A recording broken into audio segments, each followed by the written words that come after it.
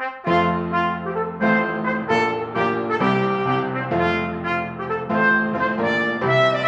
everybody, and welcome to Politically Incorrect Knitters. My name is Pinkava, joined, as always, by the lovely Deplorable Knitter. Hello, everyone. Thanks for joining us today. Anne and I have not been knitting. I'm not sure how we're going to continue to call this a knitting podcast if we don't, but I do have a couple things to show you that I got for my birthday that are knitting related. So this is my first one. It says, they say, do what you love and money will follow. So I knitted, drank wine, and now I wait. So I got that. I'm really excited about it. And that's more or less sums up my life. I mean, I've knitted, I've drank wine, and now I'm going to see what happens. And I got this little sheep bowl, and it is so cute, and it's not that little. I mean, it's pretty ginormous, and it's a little yarn bowl. Very excited. My mom got mad at me on my birthday because I said, oh, look, its yarn comes out its butt, and she was like, deplorable, stop that. She didn't think it was as funny as I did. You're like, but isn't this how sheep work? That's more or less what I told her. See, this is why we get along. She's like, spider no. sheep. Just Wouldn't that be handy though? And then what would the PETA people say? I mean, could they be mad? PETA people are mad already. I have seen someone emphatically say that sheep are murdered for their wool. That's right. Why I'm just like, I don't think you understand how any of this works, actually. No, I think some sheep people probably aren't super awesome to their animals because you get that in any field, but the majority of them treat them very well because that's their livelihood. Right. If you're going to be, no, people are stupid. It's true. So you didn't knit any. Create goodwill, which is a higher profit margin. It's just as simple as that. I think you're right. So you didn't knit this week, right? I knit like a little bit of a garter stitch blanket because I was on vacation this week, which I'm going to talk about. She was jet setting across the country because she thinks she's something all that in a bag of chips. Yeah. Well, because I was, as this week's prop, I did not knit this week, but I do have this old knitted thing that I can just pull out at any time. No, but Nigel Farage was in Pittsburgh, and I have a friend who lives in Pittsburgh, so super convenient for me to drop everything and go and see. So that was really exciting. Yeah, so Anne made her trip to Pittsburgh to pay homage to Nigel Farage. So not necessarily pay homage, but it was a good meeting. It was FreedomWorks. There's still going to be meetups for the next 2 weeks, so you can head over to their website and see if there'll be one in your area, because it was a lot of fun. And one of the funny things about this event is that there's this meme going around that only 21 people showed up, and I'm like, wow, on the ground reporting, that's not true. Yeah, the first time in a while we've been able to be like, no, we know for sure. Mm-hmm. You're lying. Exactly. You could see there's video of it too. Like there was more than 21 people. Right. But yeah, and how many? Okay, it is hard to tell because all the seats were out. I would say round about 200 people would be my guess. So again, it's not like a super big, but wasn't like a tiny crowd, and crowd was going wild. So it was good. And the president of FreedomWorks was there, Mr. Adam Brandon. Sorry that I had to look. No, I don't know what FreedomWorks is. So can you? FreedomWorks is sort of grassroots group where it's in a sense like Turning Point USA or other organizations like that, where they are specifically getting people to, like get out the vote efforts and to oppose certain bills. And there were several people there, which I thought was very interesting. They had a man who had an organization specifically in favor of Pennsylvania charter schools and for school choice. Laura Zork was there. Her organization is parentsknowbest.com. She started as it was a group of 4 moms in Florida, and they were against Common Core. And they started their own little group, and very quickly became a countrywide organization. So she's still going around, getting people, getting parents together, getting people running for school board, making sure that people push back against, critical race theory and other things like that in the schools. So parentsknowbest.com if you want to check that one out. So that was really neat. I really, really do. I didn't know that was a thing. So right. So yeah, she was really good. She was really nice. Definitely. And they had Rose Tennant there, who is a Pittsburgh local radio talk show. And there was, after that, I didn't write his name down, unfortunately. But it was a preacher who was often on her show, and he was there too. And he was very stylish, but it was a very good sort of sermonette, I guess you would say, riling people up and, hey, gotta get out there and fight for freedom. Mm-hmm. But yeah, it was a good set of people. It sounds really cool. Like when you said you were going to see Nigel, I assumed that like it was going to be like Nigel talking. I didn't realize it was like a whole group of people. Right. And perhaps that's something, I should have looked more into. But, I assumed that maybe there'd be someone to intro, but it would be, it was I would say out of the time of all speaking, obviously, Nigel Farage got the most time, and he took a couple questions at the end, which was cool. But that there was definitely a group of local people that they had gathered. There was one lady in the audience who was actually on the ballot the next day for school board who was there, and stuff like that. That's very cool. Mm-hmm. Very cool. So what did Nigel talk about? I mean, any interesting tidbits you picked up, or what's he got to say? Well, his message was just very encouraging. Just, hey, get out.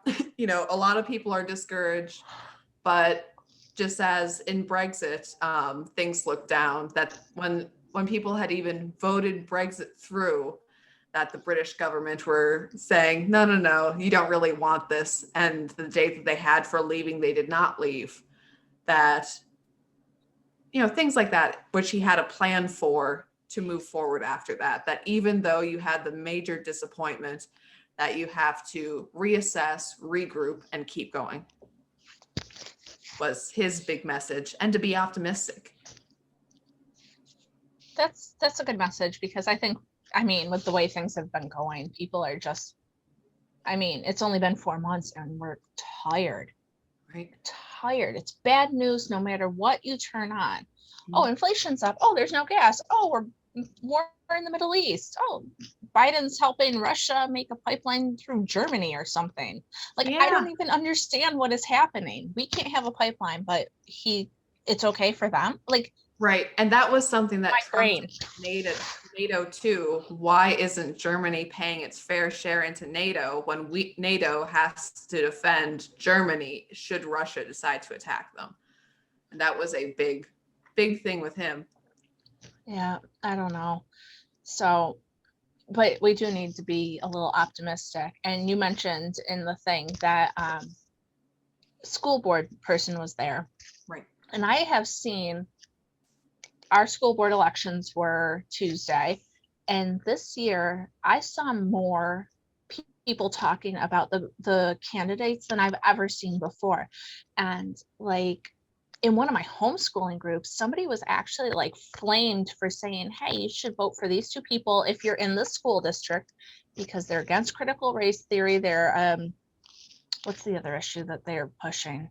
Maybe it's masks. I'm not certain, but they were saying that, these are their platforms, and if you're in this district, really vote for them. And you should have seen the comments on her post. Right. People were like, what is wrong with you? You're why would I support a racist candidate? And da. And we have gotten to this point in our country where people are just like crazy. Like, you can't even reason with them. Being Right. against critical race theory does not make you a racist by any stretch of the imagination. Right. And that's one of the things that Laura Zork talked about, that she was, or I believe it was in Virginia, but you'd have to check me on that. There was a specific school district that the teachers got together, and it was a leaked Zoom call to figure out which of the parents, that if the parents that spoke up in meetings, that get pictures of them, because we're going to figure out who they are, where they work, and we're going to go protest outside their houses. And yeah. What? Yes, but that's the thing, though. They didn't back down. They pushed back. And part of the thing about going to the meetings and talking and speaking up is that when you're the only person, first off, they're going to say it's only you, but it's not only you. That if you say it, someone will be like, hey, I thought I was the only one. And then somebody else, and suddenly the other people, you're a point to rally around, basically. Right. Sometimes you people just need so people know which side to come to. Right. And sometimes people just need a starting point. So if you are the one saying it, and part of what made me think about the school district thing was actually, there's this group on Instagram I follow. It's called the Long Island Loud Majority. Mm-hmm. And so they're in Long Island, and they were the ones on Monday night. They went live like 6 separate times that I saw it. Like, I kept getting notifications on my phone. So finally, one of the times I hopped on just to see what the heck was happening. Cause I'm like, right. Nobody goes live 6 times in an evening without like something. And they were talking about specific school districts on Long Island and which candidates to vote for and which ones to support. And they were very specific to their group, saying, if you're in this school district, these are your people. If you're in this school district. And I think that's awesome, because my school district didn't have a vote this year, but last year when we voted, I had no idea what any of the people stood for. You should have seen me. I was on Facebook, like I was Googling them, and then I was like finding their Facebook links and stuff, trying to figure out who even remotely aligned with something that I agreed with. And trying to find that was like we made our best decision and we voted, but it's kind of like a secret when people run for school board. So I thought that was great that they were like, hey, here and here and here is who you need to vote for, because it's like a mystery half the time, for real. Right. And I mean, we've seen in the past couple of years especially, but we have, with the new stuff that is being slid into curriculums, from, like I said, critical race theory, to the sort of emotional learning that is not helpful at all. And yeah, it's creepy stuff, but it's, that how important education is, and who emphasizes educate. I mean, everyone should emphasize education, but ideologically, who emphasizes that you need to get into education? Those who are very liberal. It's, a big thing of, it's very much pushing the liberal agenda as if it is the baseline. Right. We've seen that in all bits of society, but it's things like, well, of course, global warming is a thing. There is no other option. That there's no part of this entire thing that you can question. Not just we're teaching this, but you can't question this. And it's next thing after next thing after next thing. This is the truth. And you would think for a teacher that you would allow questions, but no, that it's that sort of thing. And also, again, not to bring out the big baddies list, but who else is investing in American and other Western nation schools? Chinese, which is strange. Sure. You wouldn't think that would be a huge growth industry, but who is putting money in that? There are huge Chinese interests in American schools, and they are changing things in the curriculum so they align with Chinese communist values, which sounds nuts, but also it's 2021. It's nuts. Right.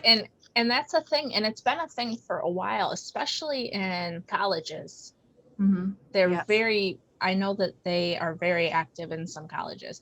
And like I said last week, I swear to God, when I talk about things, I feel like I just need a tinfoil hat, because all of the stuff sounds like we're reading it out of Orwell, and here we are. This is our real life. Yeah, right. The communists, the CCP is totally like into our education system. Like, if you told me that like 5 years ago, I would have been like, you're all nuts. Nope, no, like, we're not. You're like, yeah, oh yeah, that's like, no, really. If you follow the money, it's right to the Chinese Communist Party, and it's not fun or anything else. It's terrible. It's messed up. But anyways, like I said, parentsknowbest.com. Yes, I want to check it out, and I want to see what they have to say, because hey, maybe I can start doing something. Exactly. Because I do hate Common Core, and I do plan on either homeschooling or private schooling my kids still. But hey, that doesn't mean that the other kids have to have that stuff. Like, I like everybody's kids, so let's do our best for everybody. Exactly. I want us all to be free and smart and happy. Yeah. Not just my kids, because not everybody has parents who know what's up. So let's help everybody's kids. Exactly. There you go. But speaking of helping everybody's kids, I wanted to talk about this post that I put up on Instagram. It came from an article, which I will put a link to in the comments. But there is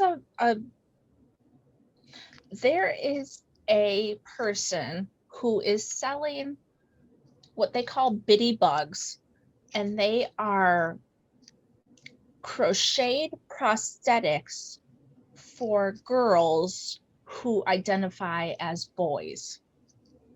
So it's a crocheted prosthetic that they can wear in their undergarments so that they can feel more aligned to their chosen gender. So pretty much it's a crocheted wiener that you put in your underpants. Right. I was trying to be really nice about it, but you're trying to keep it as even kill as let's just but that's what it is. And it is shown. I'll put a picture up of the bear. It's a stuffed bear wearing a pair of kids' underpants, and it's shown in a pair of underpants that I would expect a toddler to wear. Okay, and so I posted on it, and my followers totally find it disturbing, and it has been referred to as, like a pedophilia thing, to a child abuse, to the whole concept seems really messed up, right? And people are on the left are saying that it's because we're scared of it and we think it's a kink. Right. We're scared of transgender children because we think it's like a kinky cross-dressing kind of thing. And so I'm not scared of that. People do weird crap.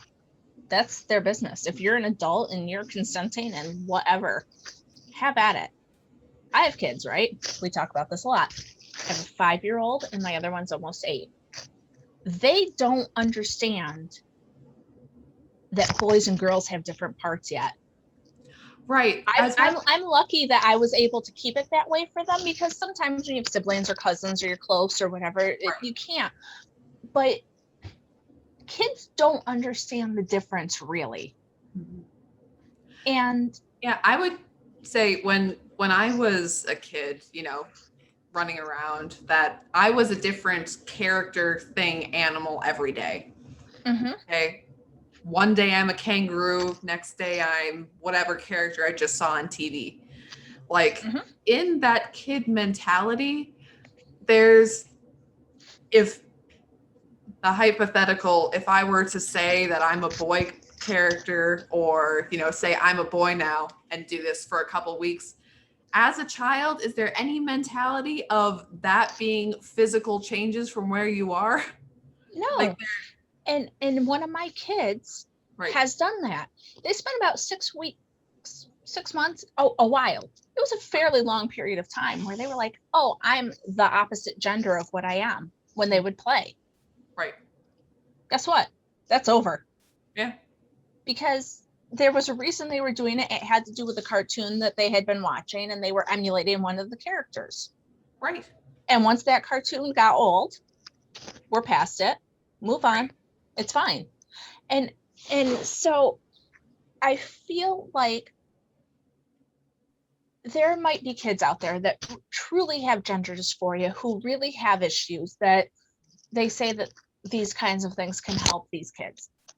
I don't know enough about gender dysphoria to speak on that, but I think the majority of children that are trans or whatever, it's a weird thing that their parents put on them.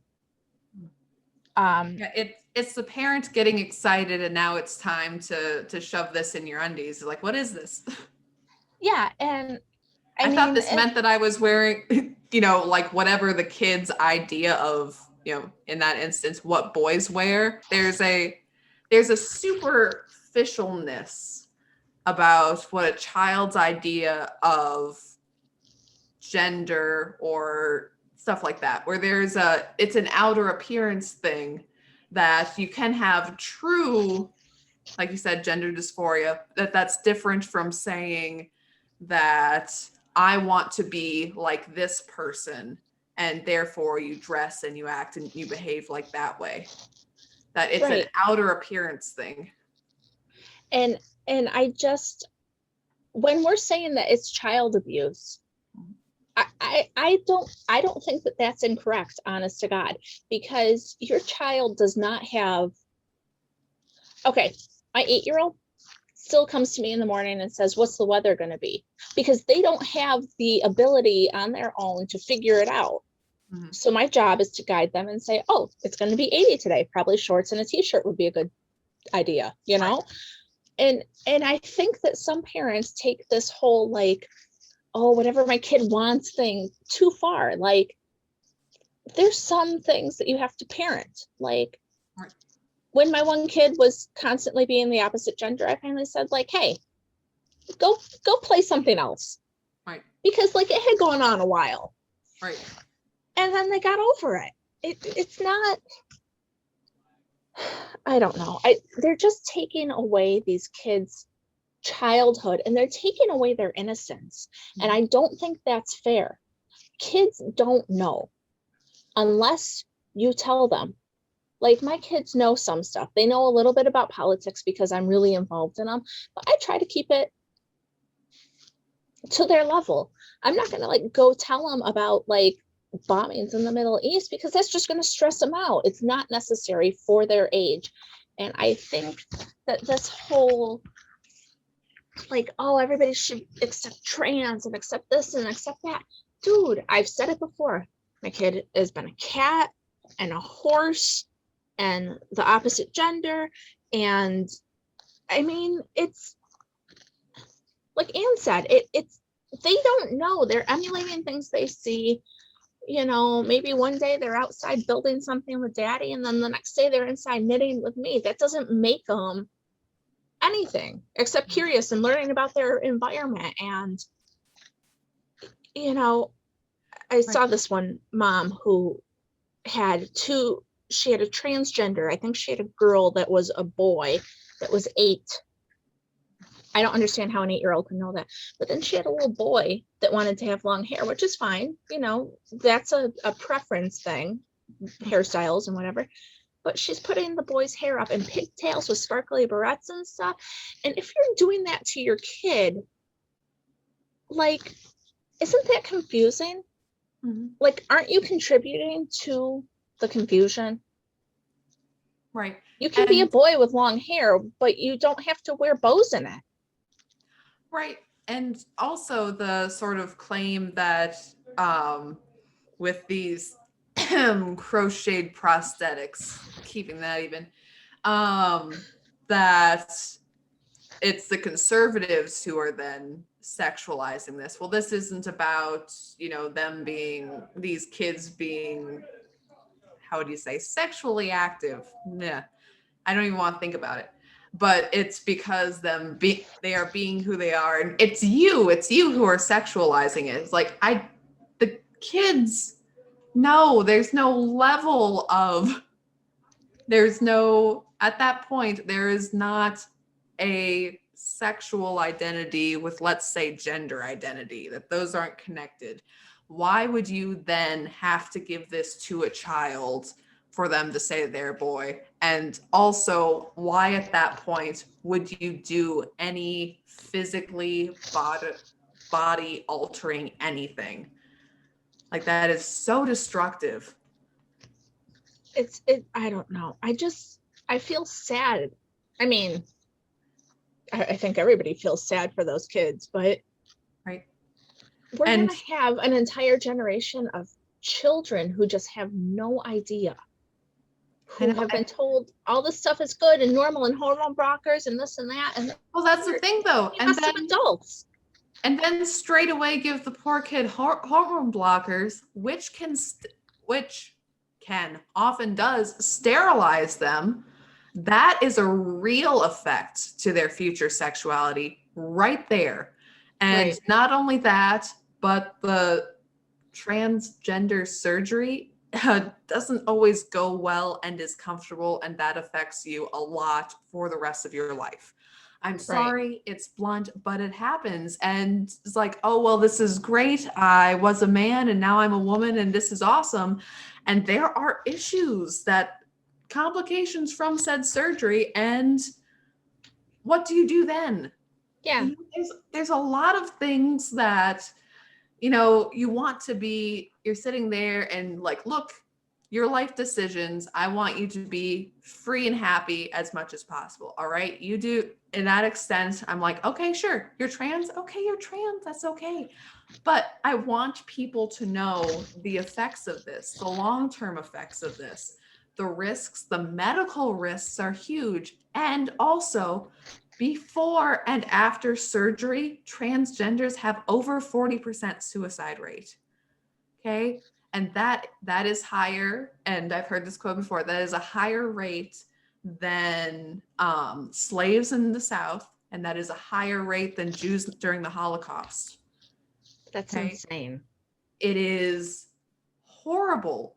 And this is a group of people who need a lot of support, that they need a lot of mental health help. And I don't think what we're doing is not helping the suicide rate. Like, just that alone, just how we move forward, how do we help this number?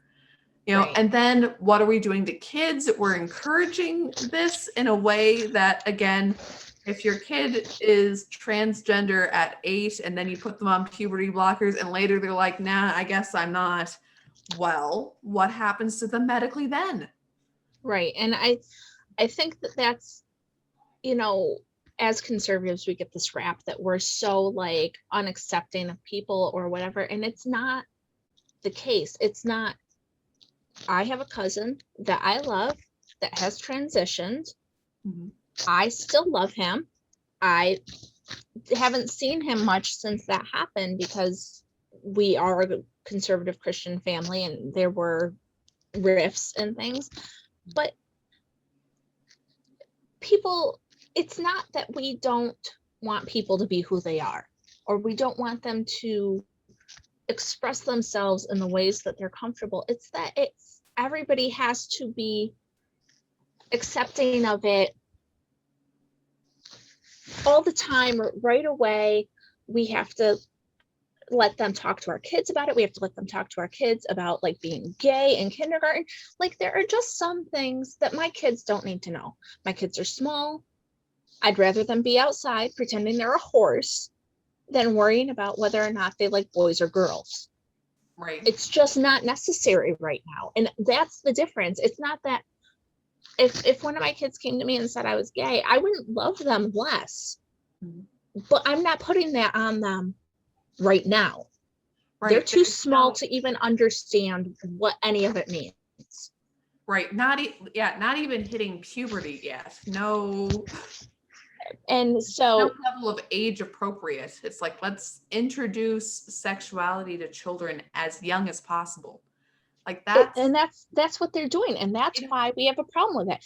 That's why we think they're sexualizing our kids. That's why we have like this, it's a creepy pedophile kind of thing, because why should a kid that young have any idea about sexuality? right. And also, as the kid grows up, if the kid is gay or transgender, okay, they're going to figure it out. Mhm. They're not going to, why tell them at the years of 4, 5, and 6 when, probably hitting 16, 17 in their 20s, they're going to be like, hey, maybe, you're a guy who likes guys. You will learn that as you get older. You don't have to worry about a missed opportunity if you didn't tell them about homosexuality when they're 8. You know, that there's exactly. And that's the thing. And the person making these crocheted prosthetics, I kind of feel bad for them. If you look at their profile, their pronouns are they, she, and he. So they're still confused. And they're taking their confusion and putting it on all our kids. right. And this is an adult, so I don't. Yeah, that is especially confusing because that's not how pronouns work. Right. I mean, like, you gotta choose some. But But again, yeah, so like that's, you say the way that you want to be addressed, but I'm not. If you've told me now that these are your pronouns, and I don't know which context to use which ones, I'm sorry. Are you only a she on Mondays, or is it like a fluid thing? Like, can I refer to you as he and then she and then they and then pick one? Or I don't get it. I don't know. As long as you keep rotating. I've seen some people market buttons, but that makes phone calls really difficult. So maybe if they announce, I don't know. Yeah.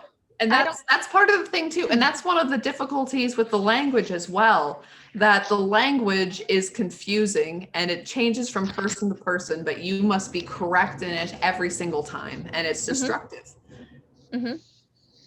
No, but I think, I don't know, the whole post and the whole situation made me feel really sad, because it comes down to this. They think we're so horrible. They think we're terrible people. And we're not. We're just, it's okay to protect our kids. It's okay to say, I know better than the school. I know better than parents know best, right? Right. And also in all situations, not just this one, but the kid wants to do this, so I'm letting him. Well, that's bad for the kid. You got to tell him no. I'm sorry. Right. It's like my kid asking me what to wear for the weather. Right. Well, if you came out today in a sweatshirt and snow pants, you would have been like dying of heat stroke. So there's parenting just because it's what you do. Right. No, I let my kids have ice cream for supper, and then we came home and we had some like healthy snacks after it. Because like, I don't want to be totally negligent of their health. Things happen. Right. It's not like you're a harsh taskmaster, but common sense. And that is also one of the things, Mark Stein line, that all tyranny is capricious. That in a just and free world, you need good, simple laws that are equally applied to all people. And I would say that also applies to grammar. Okay, I'm sorry. But you just the rules need to make sense for everybody. You can't have two-tiered policing in anything where it's okay for you, but it's not okay for you. Equal laws. And you hopefully have a society where you're respectful to other people. Okay. And problems are dealt with fairly and justly. And that you have to have, it's like, well, you want to discriminate this group, you hate this group, you fear this group. I don't want, it's like, no, I want kids to be kids. I want the parents to have control over their kids' education. Again, parents know best. And I want people to have freedom to run their own lives. And that includes you telling somebody else what their life ought to be. You know, that it's a very true.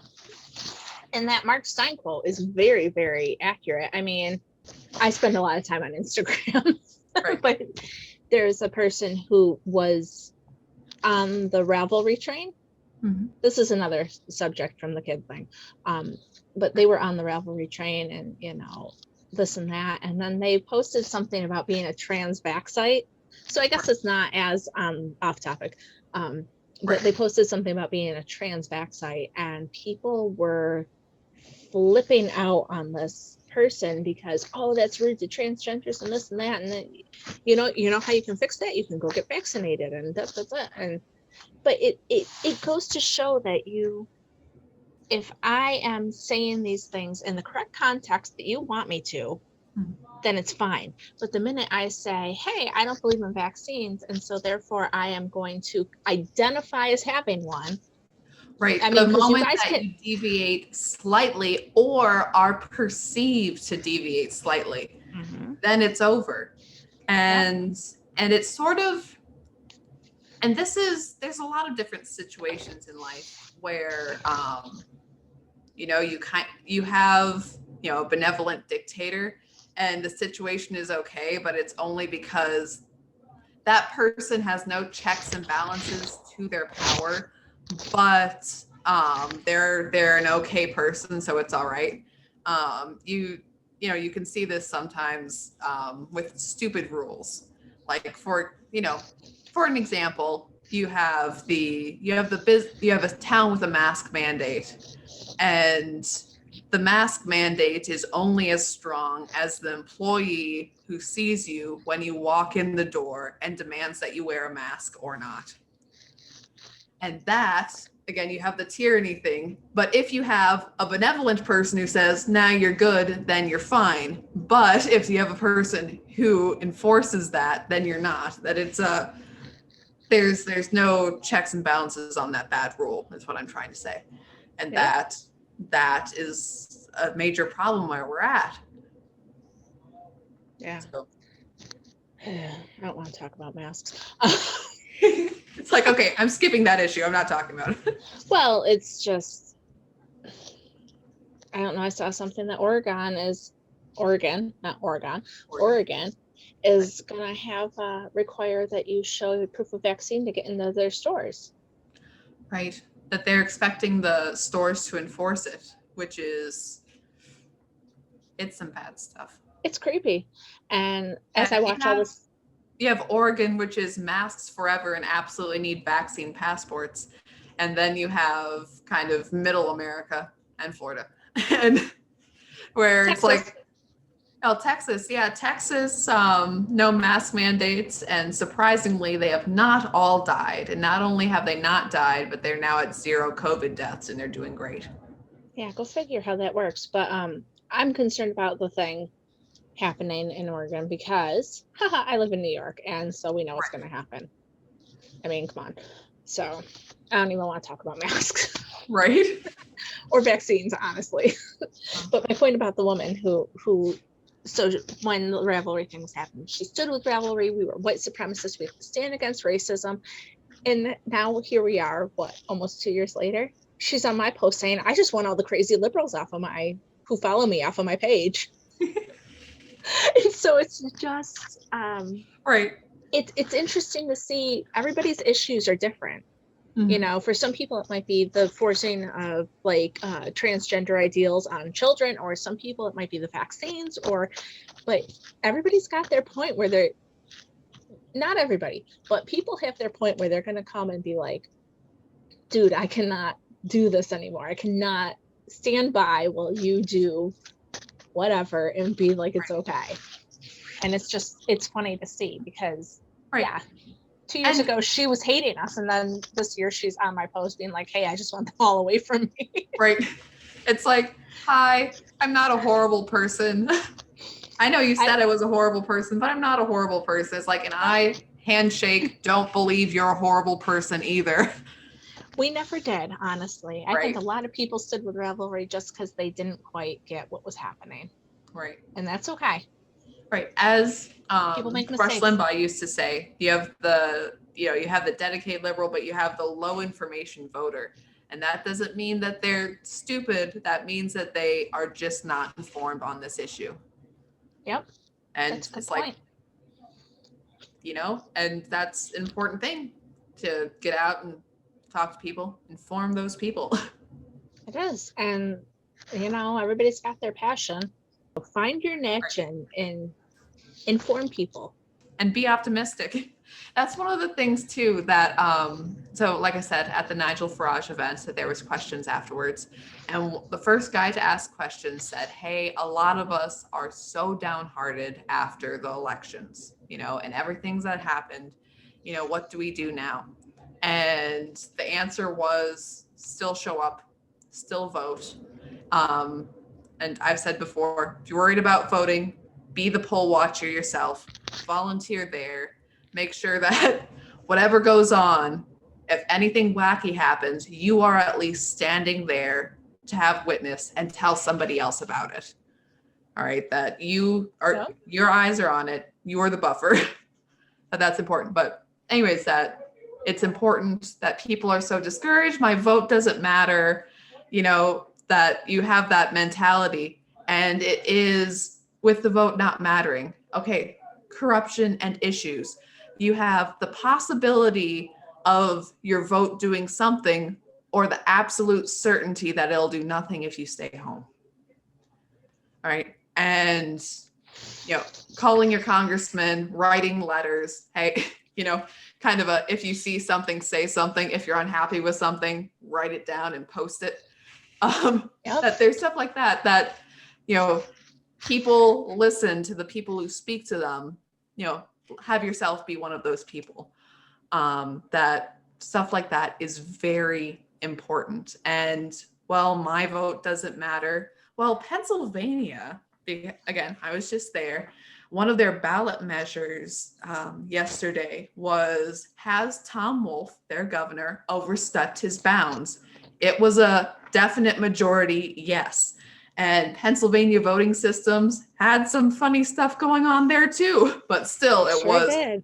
Yeah, hey, he's overstepped his bounds and we need to peel this back. That the people of Pennsylvania were very adamant about it. That's cool. So I wonder what's going to happen. I wonder too. Can't wait to see. I'd love to have something like that happen here, but definitely. That's okay. We'll wait until 2022 when I get to vote for Cuomo again. See how quickly he wins. Yep. Well, as with everything, all politics is local. Start with what's in front of you. Very good advice, Anne. All right, guys. Well, this week, there's a lot going on in the world, but these were the couple of things Anne and I really felt passionate about, so we wanted to talk about them. But next week, I think we plan on having more news. And then the week after, Anne and I are going to have to do something special. So we'll let you guys know what that is. Exactly. It will be our podcast. Is it in 2 weeks? I think it's in 2 weeks. Whatever the first weekend in June is. Whatever the first weekend in June is, we are celebrating. Mm-hmm. We haven't exactly nailed down the plan. So right. I can't tell you much about it, but we have a couple prizes and we'll do something. No idea what it is, but it'll be fun. So, like any other adult birthday party where you're like, there'll probably be cake. But unfortunately, you'll have to provide your own cake because we can't do it for you. One of the limitations of technology. But anyway, thanks for joining us this week. Remember to comment, like, subscribe. Right. And depending on where you're watching us, we are on both YouTube and Rumble. Have a feeling Rumble's going to go up a bit more. Yes. That we you have pages on Facebook. We're both on Instagram. I always forget. I should have a list. Facebook, Instagram, MeWe, Gab, Parler, Telegram, Vero, and I just signed up for locals, but I don't have my own page yet. Okay. I was trying to email Greg Gutfeld, and he hasn't responded to me. Hey, Greg, if you're watching, send me an email. I want to talk to you. Greg, talk to me already. If Greg Okay, the got to odds- the end of a knitting podcast, even though there wasn't much knitting, that would be hilarious. Hey, I just figured I would throw it out there in the very strange chance that maybe he would. Okay. I mean, what the heck? How bad can it hurt? Oh, and Anne mentioned that she thought Rumble was going to be on the up and up, and I don't know if it was actually said or if you and I talked about it. No, we didn't actually say that. Okay. I thought that Rumble would be on the up and up because Steven Crowder is suing YouTube to prevent himself from being deplatformed. So he is now on Rumble. So that I thought that would probably gain a lot of traffic, more traffic Yes. over there. It's good news for us. So, Right. Check us out. Check out Crowder, whatever works. And thanks for joining us. Not to be like, check out our channel. Also check out him. No relation. Yeah, no relation. I wish we were, but no. But thanks for joining us, and we'll catch you guys next week. Bye. Bye.